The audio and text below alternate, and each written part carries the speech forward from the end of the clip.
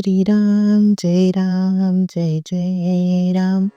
श्री सद्गुरु ब्रह्मचैतन्य गोंदवलेकर महाराजांचे प्रवचन. 15 फेब्रुवारी. जेथे नाम तेथे मी आहेच, मला नामात पहा असे मी म्हणतो. याचा अर्थ मी देहात नसून माझी वस्ती नामातच असते. कारण आपले मन जिथे असते तिथेच आपण खऱ्या अर्थाने असतो. समजा तुम्ही यात्रेला गेला आहात, पण मन घराबद्दलच चिंतन करीत असेल तर तुम्ही देहाने क्षेत्रात असलात तरी खऱ्या अर्थाने घरीच आहात असे नाही का होत? त्याप्रमाणे तुम्हाला जर कोणी विचारले की तुम्ही नेहमी कुठे असता, तर आम्ही नेहमी विषयातच असतो असेच सांगावे लागेल. ज्यांना जे जास्त आवडते त्यातच ते असतात, हे खरे ना? मग तुमचा गुरु कुठे आहे असे जर कोणी विचारले तर तो नामात आहे असेच म्हणाल ना? म्हणून जिथे नाम चालू आहे तिथे मी आहेच. जो नामस्मरण करतो त्याच्या मागे पुढे मी उभा आहे.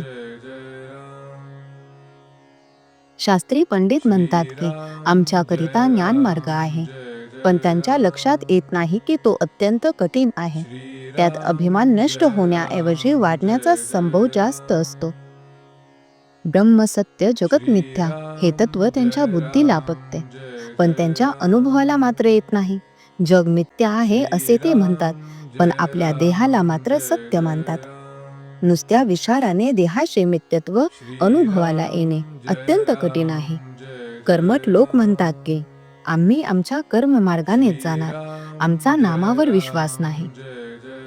आम्ही वेदांनी घालून दिलेली बंधने आणि नियम यांचे पालन करणार असे म्हणून ते बंधने आणि नियम यांचे इतके काही पालन करतात की ते बंधनाला सर्वस्व मानतात. त्यांच्या हे लक्षात येत नाही की ईश्वर प्राप्ती हे साध्य असून बंधने आणि नियम हे साधन रूप आहेत.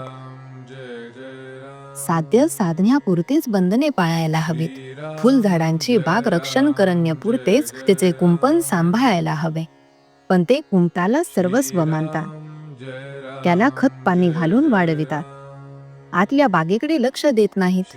वैदिक कर्माने चित्तशुद्धी होते हे मी मान्य करतो, परंतु ज्या भगवंताची प्राप्ती व्हावी म्हणून चित्तशुद्धी करायची, त्या भगवंताचे अधिष्ठान जर वैदिक कर्मांना नसेल तर कर्ममार्गाचे पर्यवसान कर्मठपणात होते.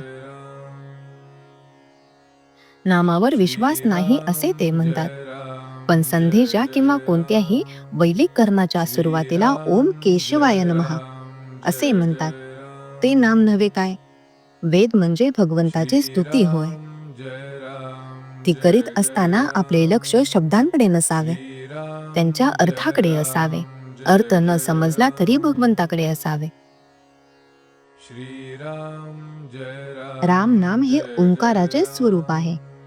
ते सर्व कर्मांचा आणि साधनांचा प्राण आहे. श्रीराम जय राम जय जय राम. श्रीराम जय राम जय जय राम. श्रीराम जय राम जय जय राम.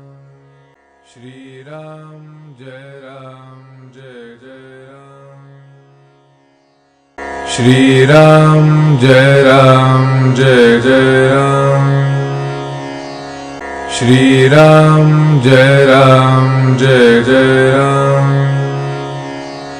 श्रीराम जय राम जय जय राम.